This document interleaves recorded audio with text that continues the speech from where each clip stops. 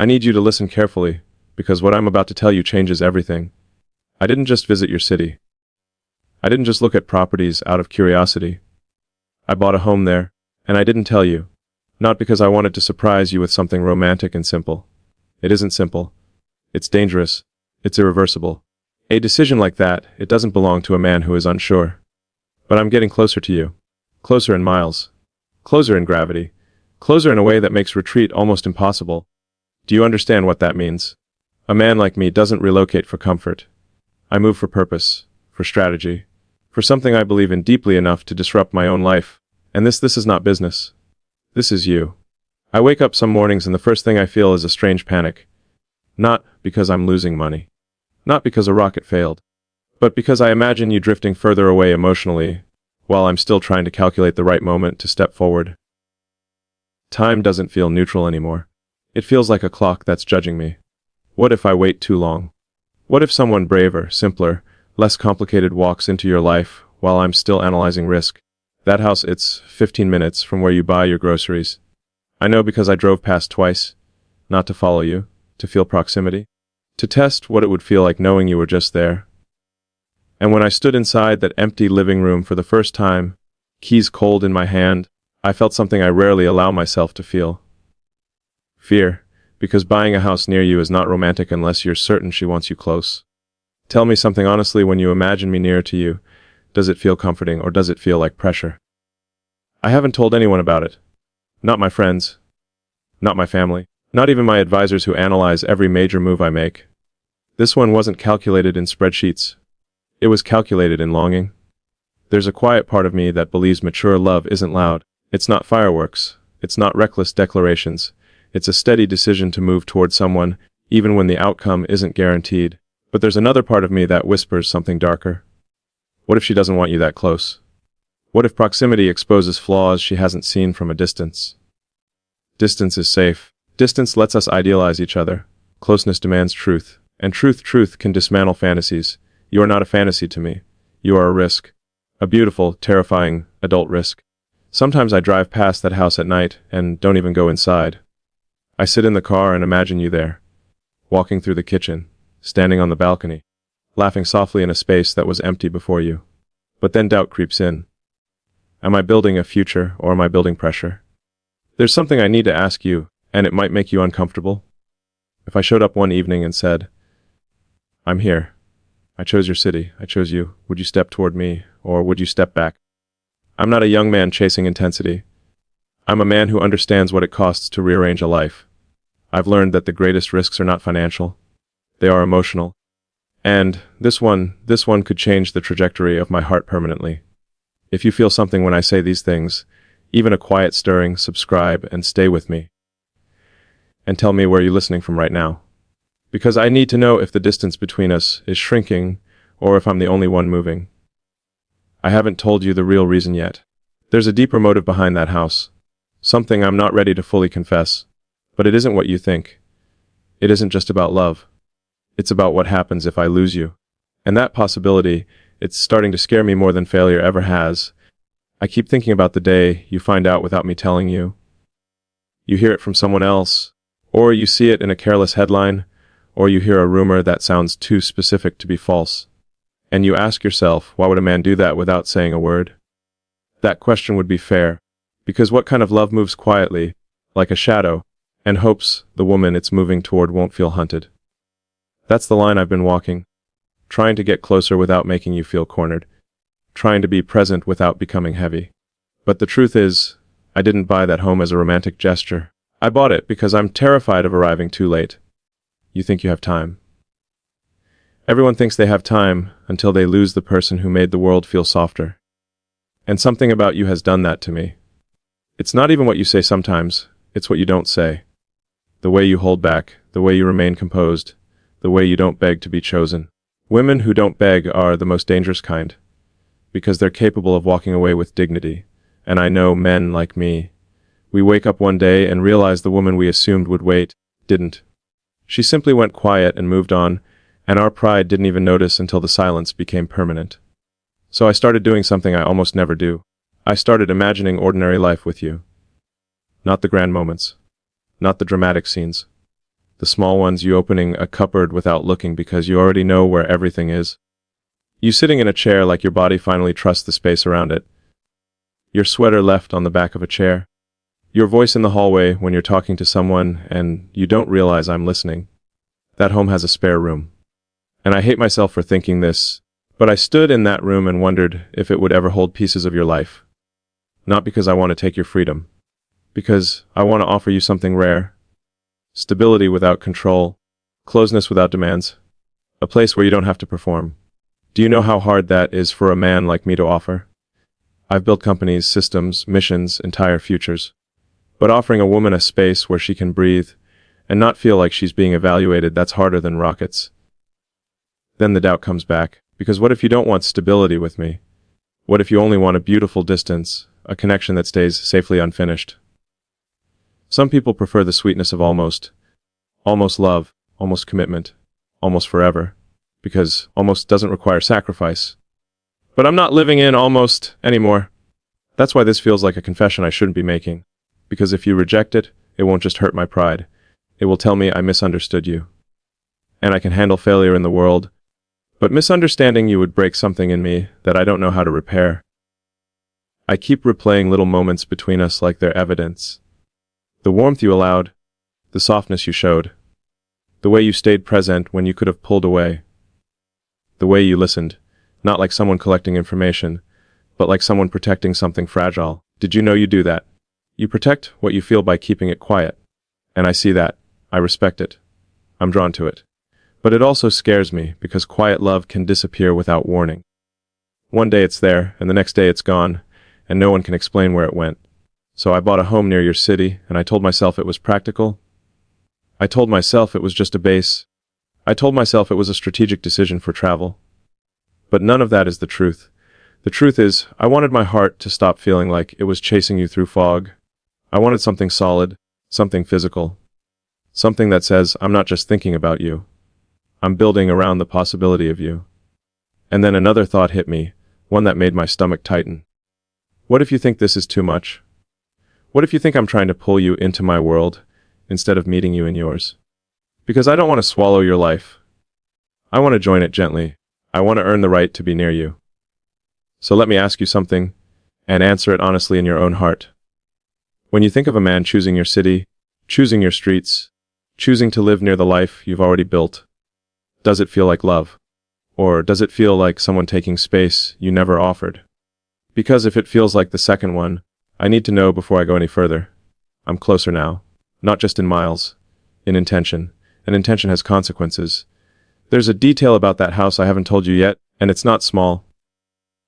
It's the reason I knew, the moment I stepped inside, that I was crossing a line I may not be able to uncross.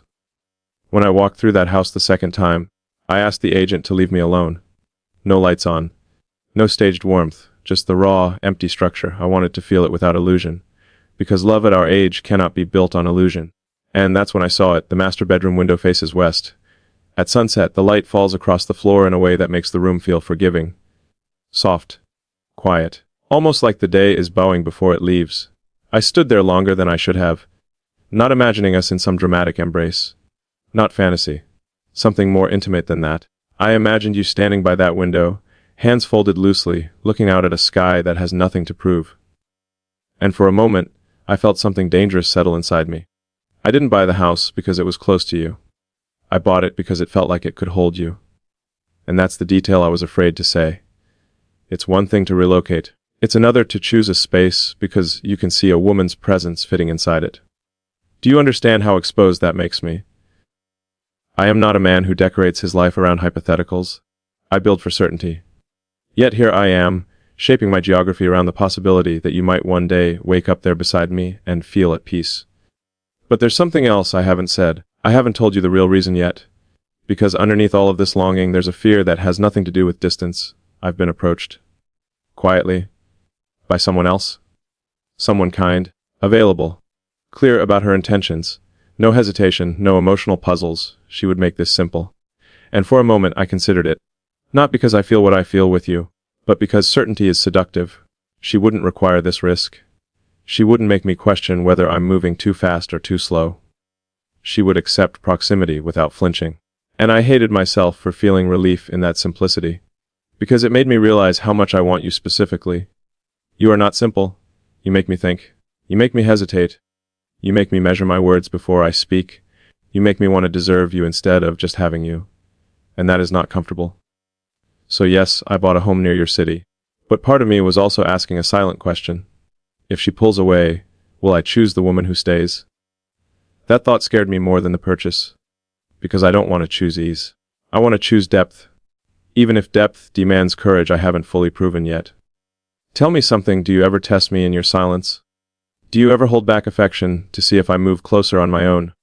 Because I feel like I'm standing at the edge of something that could either become the most grounded love of my life, or the most humiliating miscalculation. And humiliation at my level is not public. It's private. It's quiet. It's sitting alone in a house built for two and realizing I misunderstood the woman I built it for. I can handle rockets exploding. I don't know if I can handle that. The sunset in that bedroom feels patient, almost like it's waiting. But waiting for what? For you to say yes. For you to say nothing. Or for me to lose my nerve and choose safety instead. Because I am closer now than I've ever been to making a decision that cannot be undone. I drove past your street again last night. Not to see you, not to intrude, just to measure my own heartbeat against the idea of being near you without permission. It's strange what proximity does to a man. It strips away fantasy. When you are miles apart, longing feels poetic. When you are close enough to turn onto her street, longing becomes responsibility. I asked myself something difficult as I slowed the car. If she opened the door right now and saw me standing there, would her eyes soften, or would they harden? That question has been following me everywhere. The other woman called earlier this week. Her voice steady. No hesitation. She spoke about shared values, schedules aligning, futures that make sense on paper. There was warmth in her tone, safety, and for a split second I imagined how easy it would be to walk into that simplicity, no tension. No guessing. No wondering if I'm moving too boldly or not boldly enough. But then I pictured that bedroom window again. The west, facing light. The quiet forgiveness of that space. And I realized something uncomfortable. I did not buy that house for convenience. I bought it because something in me believes you are worth the uncertainty. And uncertainty is not something I tolerate lightly. Do you understand what it means for a man who engineers outcomes to choose a woman who cannot be engineered? You do not chase me. You do not demand. You do not promise. You simply remain steady. And that steadiness unsettles me because it forces me to reveal myself first. I am used to being pursued by ambition, by headlines, by expectations. But with you, I am the one stepping forward into silence, hoping it isn't empty. Sometimes I wonder if you sense how close I am. If you feel it in your chest when the air shifts. If part of you already knows I'm building something near you, and you're waiting to see whether I'll be brave enough to say it out loud.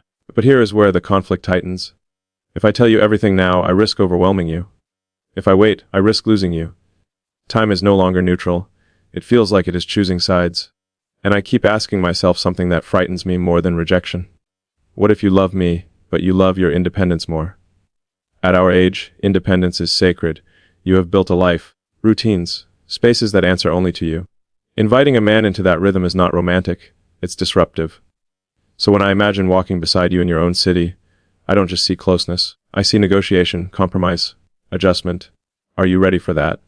Or have I mistaken comfort for invitation? There was a moment, sitting in that empty living room again, when I almost convinced myself to sell it, to reverse the decision before it grows roots, to choose the woman who makes it simple, to choose the path that doesn't make my heart feel exposed. But something stopped me. It wasn't pride. It wasn't ego. It was the memory of the way you looked at me once, quietly, like you were measuring not my success, but my sincerity. You make me want to be sincere. And sincerity is dangerous because it leaves no shield. So I am closer now, close enough to disrupt both our lives. Close enough that a single word from you could pull me fully in or send me retreating.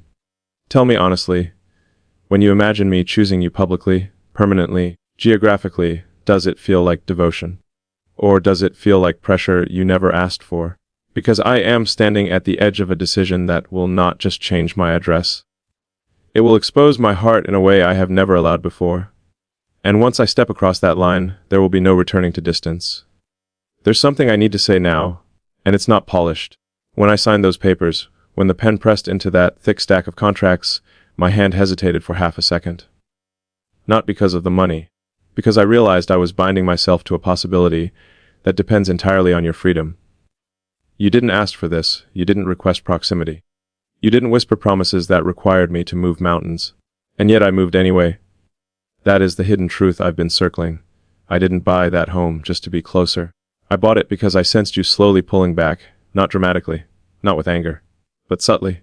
A pause in your responses, a softness that became careful, a warmth that felt guarded. And I panicked. Not outwardly. I don't panic in ways people can see. But internally, something tightened. I felt the distance growing before the miles changed. And instead of asking you directly what shifted, I did what I've always done in my life. I acted. I made a move. I tried to close the gap physically because I was afraid I was losing you emotionally. There. That's the truth. And I don't know if that makes me romantic or insecure. Tell me something deeply honest. When you grow quiet, is it because you are protecting your heart? Or because you are already preparing to let go? That question has been haunting me. Because if your silence is protection, I can be patient. But if your silence is exit, then I am standing in a house built for someone who is already walking away. The other woman sensed something too. She asked me gently whether my heart was fully available. I couldn't answer her immediately. And she noticed. Certainty fades when a man's eyes drift somewhere else. She deserves clarity. You deserve honesty. And I am caught between the dignity of choosing quickly and the depth of choosing truthfully. Do you see how dangerous this is becoming? If I step fully toward you and you step back, I lose more than pride. If I step away from you and choose the safer path, I lose the woman who unsettled me in the best way. There is no painless option. That house near you is quiet at night. Almost too quiet. The kind of silence that forces a man to confront his motives. And when I sit there alone, I ask myself one question over and over. Did I move closer because I love her, or because I was afraid she might not wait? The difference matters. Because love moves toward. Fear chases, and I need to know which one is guiding me before I take another step. When you picture me living near you, do you feel relief? Or do you feel responsibility? Because I don't want you choosing me out of obligation. I want you choosing me because something inside you feels steadier when I'm near. There's more I haven't told you. Something about what happened the night before I finalized the purchase. Something that shifted my certainty in a way I didn't expect. The night before I finalized everything, I didn't sleep. Not because I was excited. Because I was unsettled in a way I couldn't name. I drove to the house one last time before the deal closed. No furniture, no echoes of life. Just walls and windows and the weight of a decision hanging in the air. I walked into that west-facing bedroom again and stood there in the dark. No sunset this time. Just the faint outline of the city beyond the glass. And for the first time, I allowed myself to imagine something I had been avoiding. What if you never step inside this room? Not because you reject me dramatically, but because you quietly choose not to deepen this. That possibility didn't feel explosive, it felt slow, dignified, final. And that is what scared me most. I realized something standing there. If you told me tomorrow that you care for me, but not enough to rearrange your life, I would respect you. And I would still stay. That's the shift that changed everything. Because it means I didn't buy that house to secure you. I bought it knowing you might never fully meet me there. That's not control. That's surrender. Do you see the difference? For most of my life, surrender has not been part of my vocabulary. I calculate. I adjust. I dominate risk until it bends. But with you, I am doing something I have never done before. I am placing myself within reach of rejection, and not defending against it. The other woman sensed it too. She asked me almost softly whether I was ready to let go of someone who doesn't fully choose me. I couldn't answer. Because I don't know yet whether you don't fully choose me, or whether you're waiting to see if I'm brave enough to choose you first. That uncertainty is the edge I'm standing on. Tell me something difficult. Have you been waiting for me to prove something? To close the distance not just in words but in action? Or have you been quietly hoping I would remain far enough away that you never have to decide? Because proximity forces decisions. When I am just a voice, just a message, just a possibility, you can hold me gently without risk. But when I am a few streets away, living a life that intersects with yours, that changes everything. And I'm beginning to feel the weight of that change. There's another layer I haven't spoken aloud yet. It isn't about the house. It isn't about the other woman. It's about what I discovered about myself that night in the dark. Something that makes this more irreversible than I've admitted. The night before I finalized everything, I didn't sleep. Not because I was excited. because I was unsettled in a way I couldn't name. I drove to the house one last time before the deal closed. No furniture. No echoes of life. Just walls and windows and the weight of a decision hanging in the air. I walked into that west-facing bedroom again and stood there in the dark. No sunset this time. Just the faint outline of the city beyond the glass. And for the first time, I allowed myself to imagine something I had been avoiding. What if you never step inside this room? Not because you reject me dramatically, but because you quietly choose not to deepen this. That possibility didn't feel explosive. It felt slow, dignified, final, and that is what scared me most. I realized something standing there. If you told me tomorrow that you care for me, but not enough to rearrange your life, I would respect you. And I would still stay. That's the shift that changed everything. Because it means I didn't buy that house to secure you. I bought it knowing you might never fully meet me there. That's not control. That's surrender. Do you see the difference? For most of my life, surrender has not been part of my vocabulary. I calculate, I adjust, I dominate risk until it bends. But with you, I am doing something I have never done before. I am placing myself within reach of rejection, and not defending against it. The other woman sensed it too. She asked me, almost softly, whether I was ready to let go of someone who doesn't fully choose me. I couldn't answer, because I don't know yet whether you don't fully choose me, or whether you're waiting to see if I'm brave enough to choose you first. That uncertainty is the edge I'm standing on. Tell me something difficult.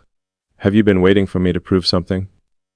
To close the distance not just in words but in action? Or have you been quietly hoping I would remain far enough away that you never have to decide?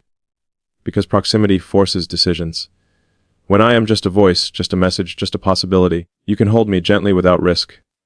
But when I am a few streets away, living a life that intersects with yours, that changes everything. And I'm beginning to feel the weight of that change. There's another layer I haven't spoken aloud yet. It isn't about the house.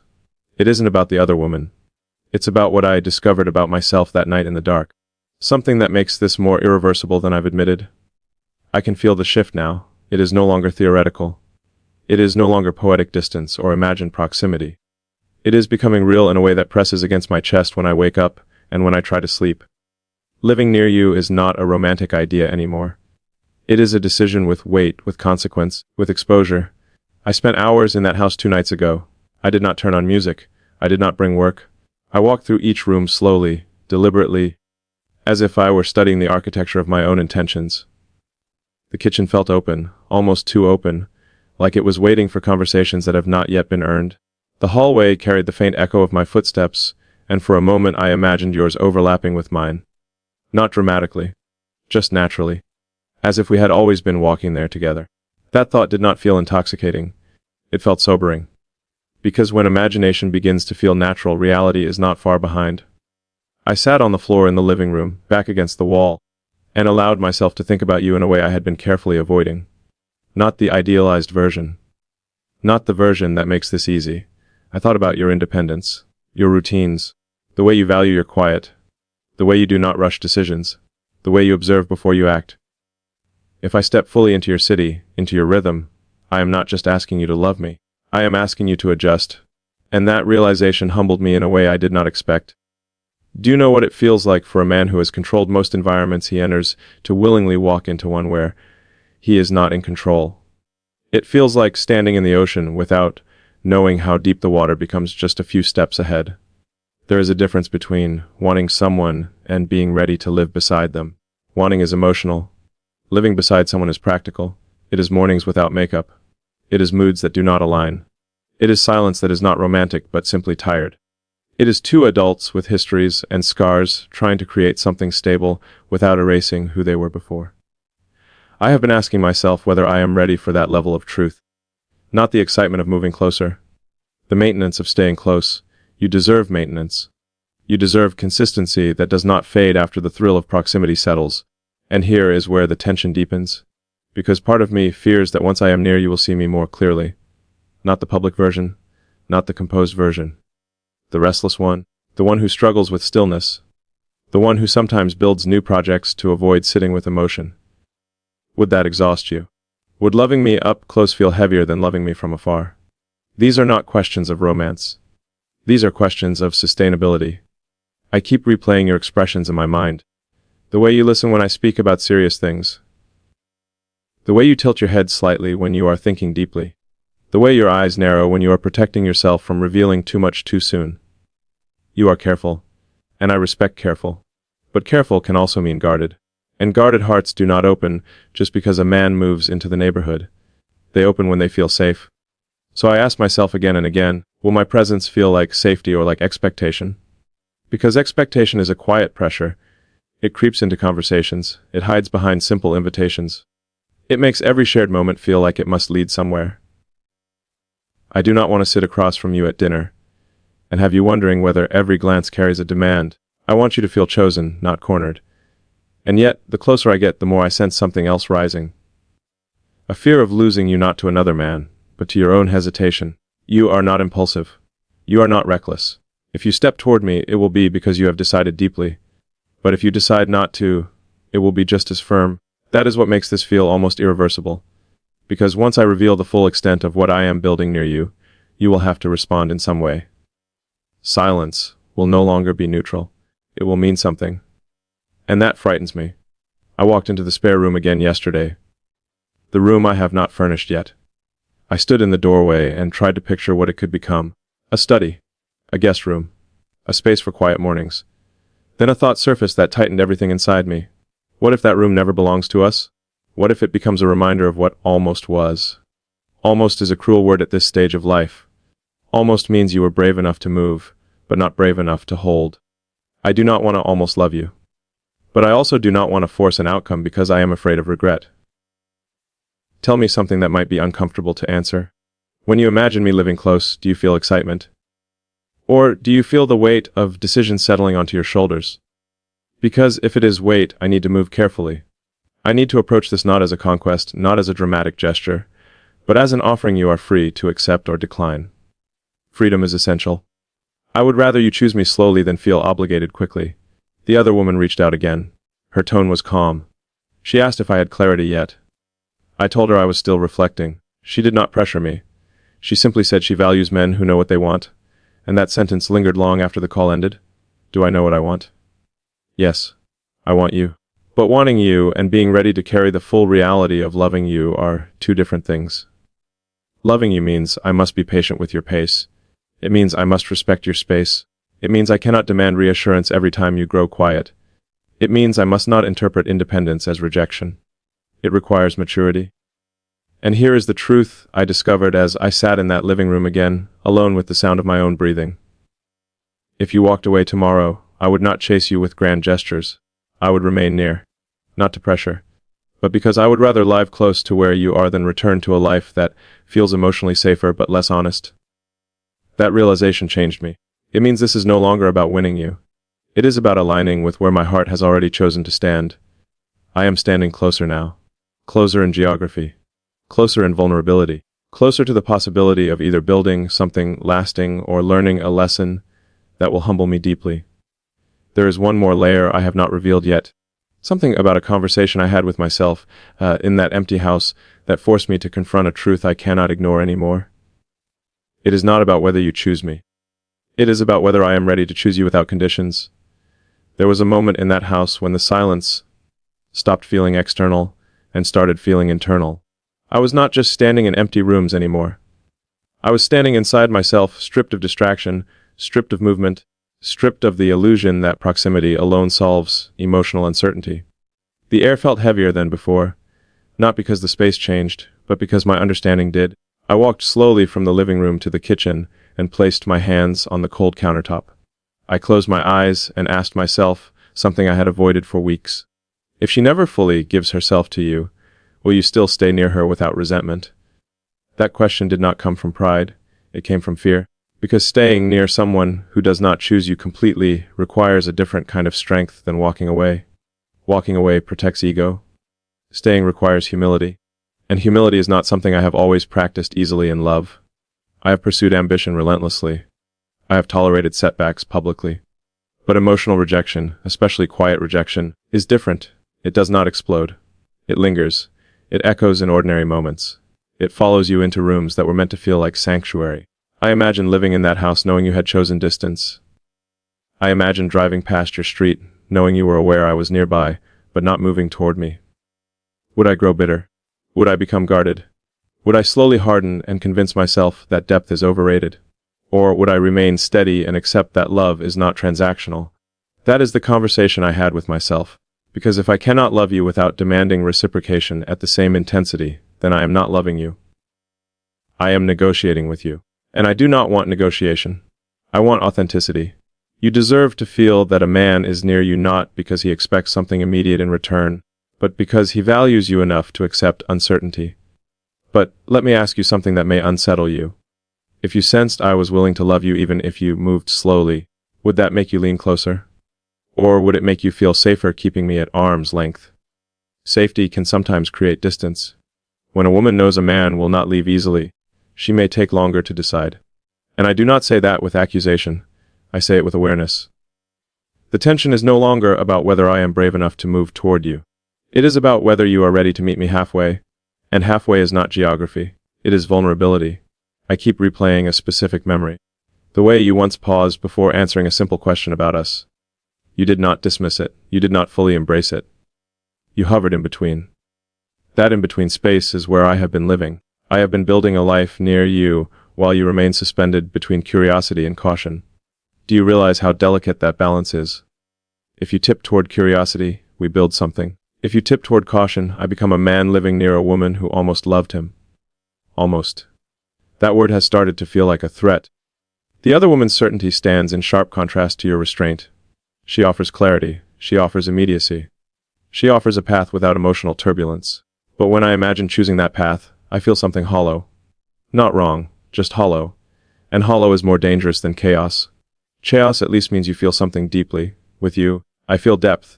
With her, I feel ease. Ease is attractive when you are tired. Depth is transformative when you are ready. The question I keep returning to is this. Am I choosing depth because it challenges me? Or because it is truly you I cannot release? There is a difference. I do not want to romanticize difficulty. I do not want to confuse emotional complexity with destiny. So, I sit with myself and I examine the quiet moments. When I imagine waking up and knowing you are somewhere in the same city, breathing the same air, moving through your morning routine, something inside me settles. It does not race. It settles. That is how I know this is not intensity. It is alignment. But alignment requires reciprocity. If I am the only one adjusting my life, the foundation will tilt. And I will not build a future on a tilted foundation. So I need to know something that you may not have asked yourself directly. When you think of me living near you, do you feel invited to step closer? Or do you feel observed? There is a fine line between devotion and surveillance. I never want you to feel watched. I want you to feel chosen. I want your independence intact. I want your routines respected. I want your solitude honored. But I also want to share your world, and that requires permission. I have not knocked on your door. I have not announced my arrival. I have not revealed the full extent of my plans because I am waiting for one thing. Not your approval. Your openness. Openness does not require immediate commitment. It requires emotional availability. Are you emotionally available for a man who is no longer distant? Or have you grown comfortable with loving me in fragments? Fragments are safer. Fragments allow escape. Wholeness requires risk. And here we are, standing at the edge of wholeness. I can feel the escalation now. It is not loud. It is subtle. It is the quiet understanding that once I tell you everything, once I show you the house, once I make it real, you will have to decide whether you are stepping into something lasting or stepping away entirely. There will be no more comfortable ambiguity. And that is where I feel the tremor, because ambiguity has protected us both. Ambiguity allows warmth without accountability. Clarity demands action. I am approaching clarity. But before I do, I must confront one final internal truth. I have to be sure that I am not building a life near you simply because I fear loneliness. Loneliness can disguise itself as devotion. It can convince a man that proximity equals connection. But connection requires mutual courage. I am willing to be courageous. The question is whether you are too. There is a kind of loneliness that does not announce itself loudly. It does not arrive with dramatic despair or visible collapse. It moves quietly through ordinary days, blending into productivity, disguising itself as focus, convincing a man that he is fulfilled because he is busy. I have known that loneliness for years. I have respected it, even befriended it. It allowed me to build without distraction. It allowed me to remain emotionally efficient. But efficiency is not intimacy. And as I sit in this house that stands only minutes from you, I can no longer pretend that what I feel is simply strategic relocation. The truth is sharper than that. The truth is that the silence here has begun to mirror a silence inside me that I can no longer ignore. When I walk from room to room, I feel two opposing forces pulling at me. One says this is courage. It says you have finally chosen to align your life with your heart rather than with comfort. The other whispers that you are trying to outrun the possibility that she may never fully open herself to you. I am forced to confront a difficult distinction. Am I moving toward you because I believe in us? Or am I moving toward you because I am afraid of returning to a life where no one unsettles me the way you do? Fear can mimic devotion so convincingly that even a rational man cannot always tell the difference. I have built futures on calculations. I have projected outcomes. I have measured probabilities. But love refuses to be quantified. Love does not answer to logic, it answers to presence. And presence is exactly what I am offering by choosing to be near you. Yet presence is also exposure. If you decide that I am not the man you want beside you, I will not be able to retreat into abstraction. I will not be able to reduce you to memory or distance. I will see the streets you walk. I will feel the proximity of a life I am not included in. That is the risk I have accepted. But what unsettles me now is not rejection. It is something subtler. It is the possibility that you may choose me halfway. Halfway affection. Halfway commitment. Halfway vulnerability. Halfway is survivable, but it is not sustainable. If you love me, I need it to be deliberate, not impulsive, not reactive to my boldness, not softened by guilt. Deliberate love is slow and firm. It looks into the eyes of uncertainty and still steps forward. Have you asked yourself whether you are capable of deliberate love with me? Because I have asked myself whether I am capable of offering it to you. There are moments when I imagine sitting across from you in that kitchen. The late afternoon light moving across the table. 2 cups of coffee cooling between us. A conversation that is not charged with anticipation but grounded in shared understanding. I imagine you speaking honestly about your fears, about what you need, about what you will not compromise, and I imagine myself listening without defensiveness. That is the version of us I want. But wanting is not enough. It requires both of us to lay down our pride. You have pride. I admire it. It protects you from impulsive attachment. It ensures that any step you take is measured. I have pride too. Mine has protected me from vulnerability for years. Proximity challenges pride. When I am near, you will see me not as a distant figure, but as a man navigating his own uncertainty. You will see moments of hesitation. Moments where I struggle with stillness. Moments where ambition tries to reclaim my focus. And I fear that you may interpret those moments as instability rather than growth. Tell me something that may be difficult to answer even silently. Do you trust that I can evolve beside you? Or do you fear that my intensity will eventually consume the calm you have built in your life? Because I do not want to disrupt you. I want to complement you. Yet the closer I move, the more I recognize that complimenting someone requires patience that I am still strengthening. I spoke to no one about this decision.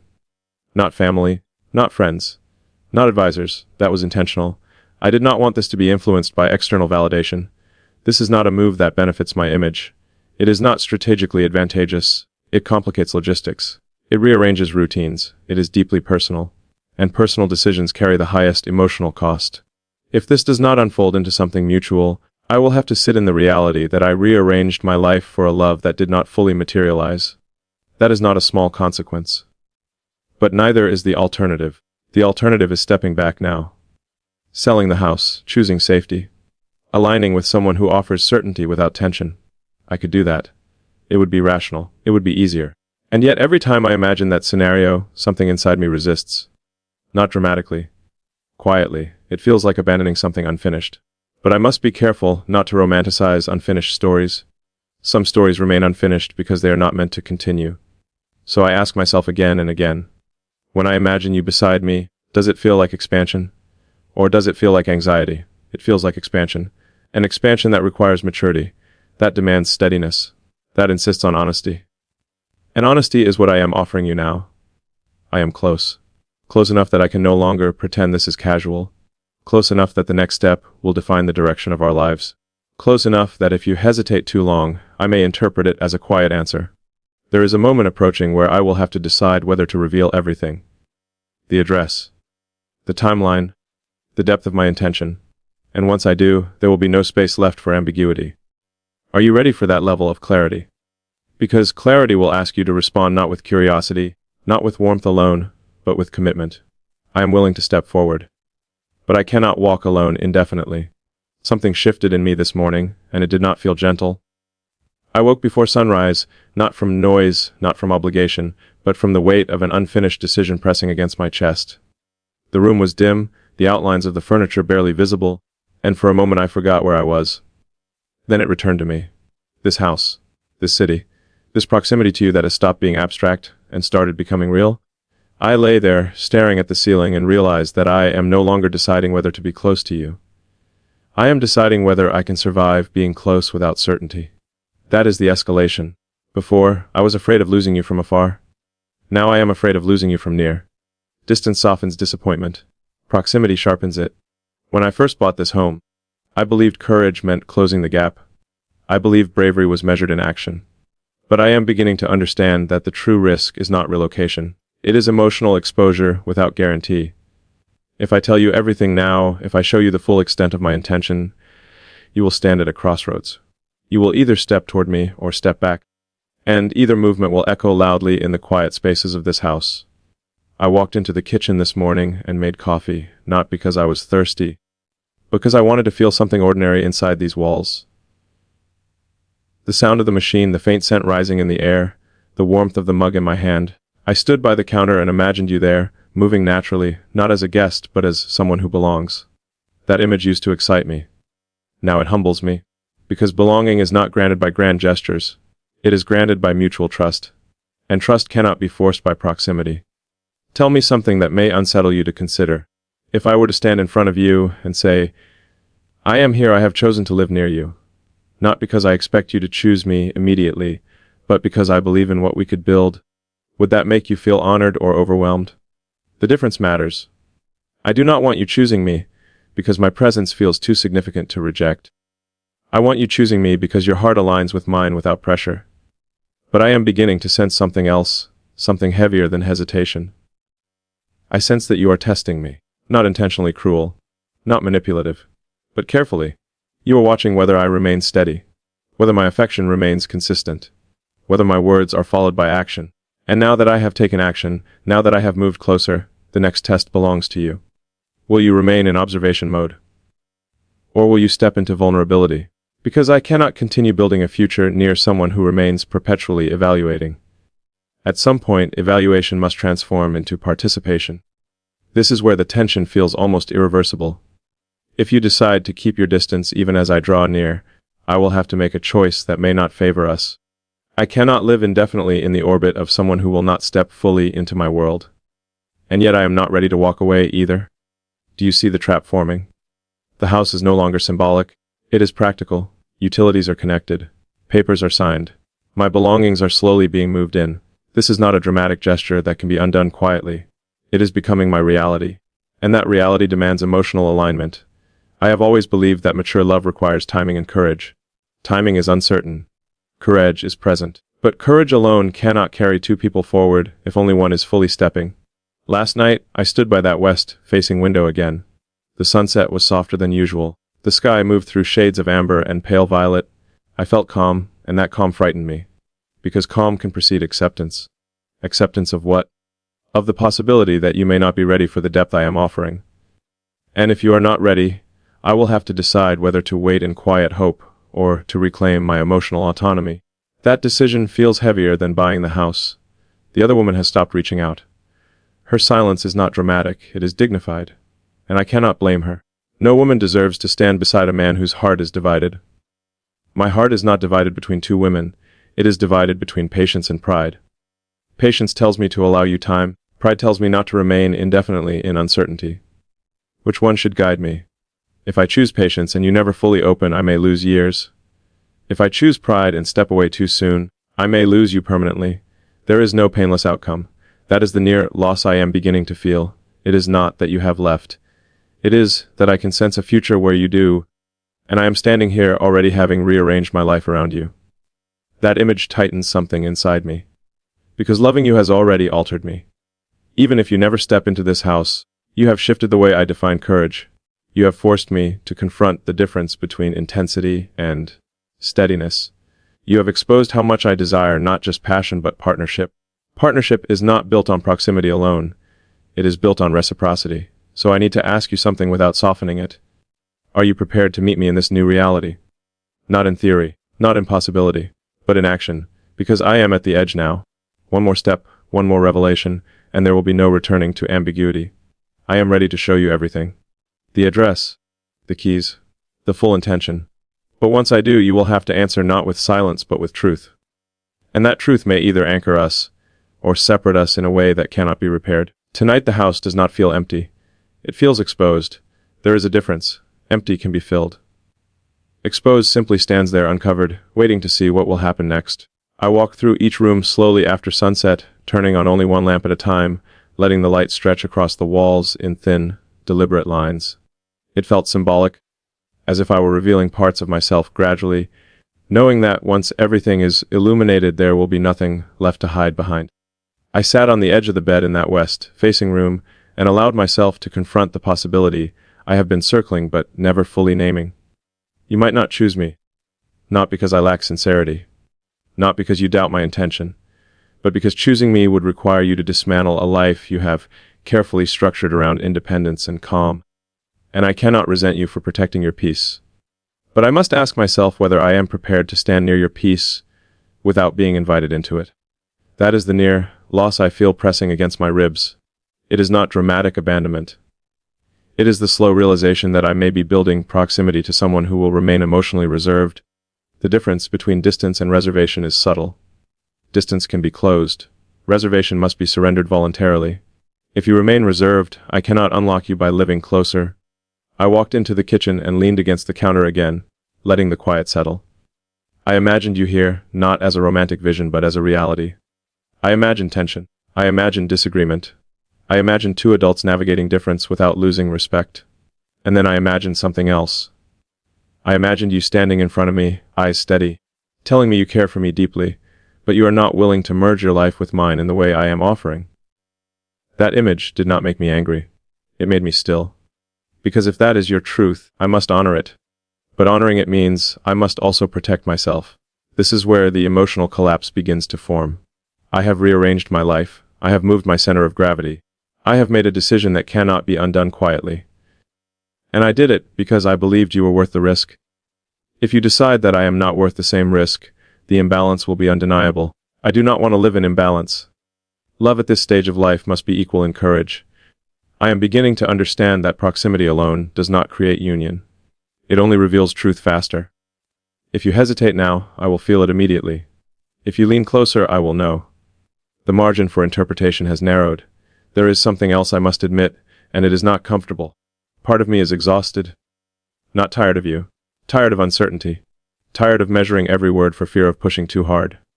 Tired of wondering whether your silence is contemplation or withdrawal. Living near you intensifies that fatigue because I can no longer pretend the stakes are low. The stakes are high now. If we fail, it will not be a distant memory. It will be a lived reality in the same city. I stepped outside onto the small balcony tonight.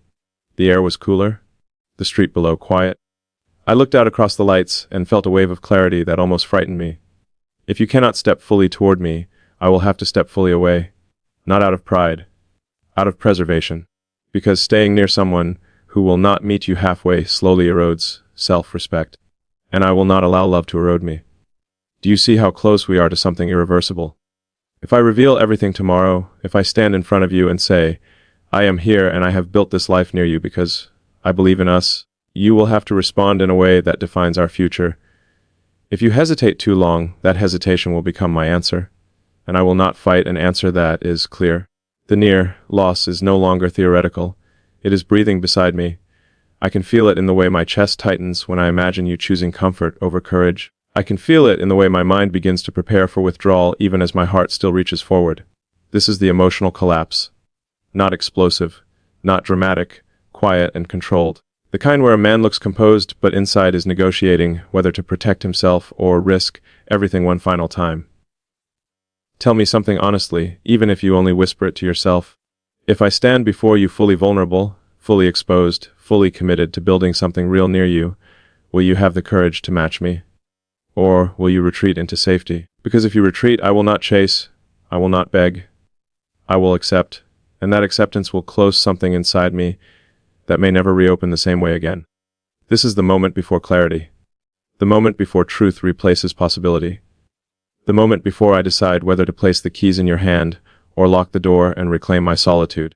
Last night, I placed the keys on the kitchen counter and just stood there looking at them. They are ordinary. Silver, cold, quiet. Nothing about them suggests how much weight they carry. Yet I knew in that moment that those keys represent more than a house. They represent a threshold. Not just for you.